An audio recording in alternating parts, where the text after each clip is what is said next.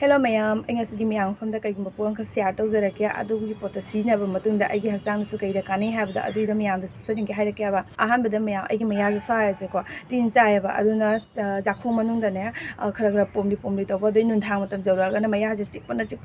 Tumbagam, the minor wherever, Adua the Aina salt, Lesing the Toraga, the minor Mayam, the sizes, Hygiene, Chichanadum Tame, Doegi, Colgate, Sudum Season, Adumba the Per, the Adogi, Dumnala, so Dukuman Saraga. Adu man ga sak sang ho du na ne nongala ga so adu na manam nam thiaba adu mayam aina nongala pa khuding ne aina kai mo pon khak sisine ba ko adu video mayam do share to jarake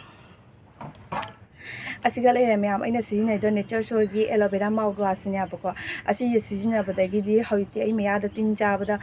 shonam thiba gumba adu gumba do loina pha ha maya aina dum du sisine ba da gi jeng sing ka tangai khara big thala ma pone ba aina sisine ba da sing ka tangai khara adu mayam asi je kam jam na kanai ai da ne dum aina ahamba sisine ba da gi adum aingona nungai ba do oi ba ko aduna ai no ma da ani rak sisine ba ayu tam ju sisine tum hogala pam ju sisine re do in thang tumam dai dam ju sisine ba aduna yaudre asigi se mayam akoina ne ko ajum gi asigi nature shore gi aloe vera mouthwash asina tabda akoina mapanda gi so mouthwash mayam asijine na ko adugi mapanda gi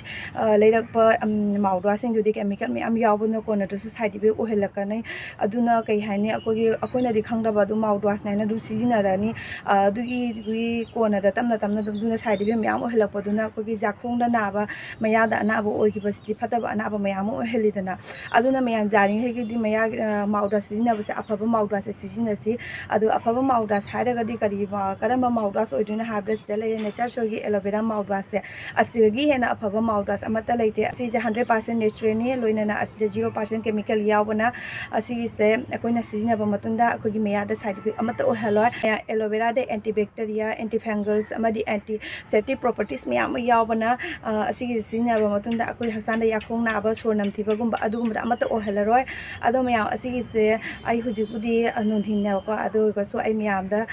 takpo oina si ja kamaina sina ge haida ko asi sumaina dum nam doine ba makum jiga haiba gi mathau ta ro si se sumaina dum namaga se sumaina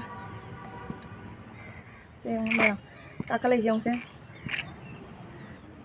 sumaina tawraga asima big thalaba da asigi se huji sijina doini ado maya asi ja kari gumba pora ma chauraga kogi maya ma khong da tin ja ma pham da ka phata hodi jathi phata ba leitrane adu gumba do lei hodana bagi da mata asi hina phajina singdok toini aba aduna mayam aidi huji nunthing timing ni ado ga sunun hang da video lo bodo nungai ta bodo na hojik je aina dum khara ngal ngai matam je video se lorei ni aba ado ga so asigi se loraga yam ka atopa am khakam order to doini aba ado mayam hojik ki onde asi se sumain tawna sijin doini ado makum jiga haiba gi mathau ta aro sumain melaga se big thalena ko sigi se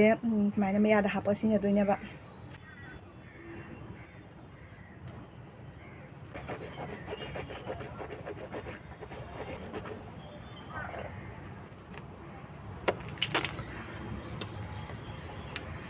wow fresh oi aseng ki bo maya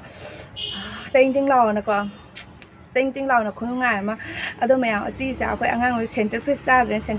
ga koi ting law ne adu mai na to bani am thina nungai bani akhoi na na di asi yam thina pa me ma asu sijina bagi yaudri na ba asi sa adu ni mayam ado mayam cha mouthwash sijina ning ba leira ga de asi atopa mouthwash sijina bai mahutta ne asi gi nature show gi aloe vera mouthwash asi gi sijina bai mayam asi gi 0% chemical ni aduna asi gi sijina ra ga di akhoi gi haksang da akhoi gi maya da kemta side effect o hala ado kai gumba mayam na asi gi aloe vera mouthwash se sijina ning ba leira ga de description da adu link da hapsarange mayam se na changa ga purchase tawbiro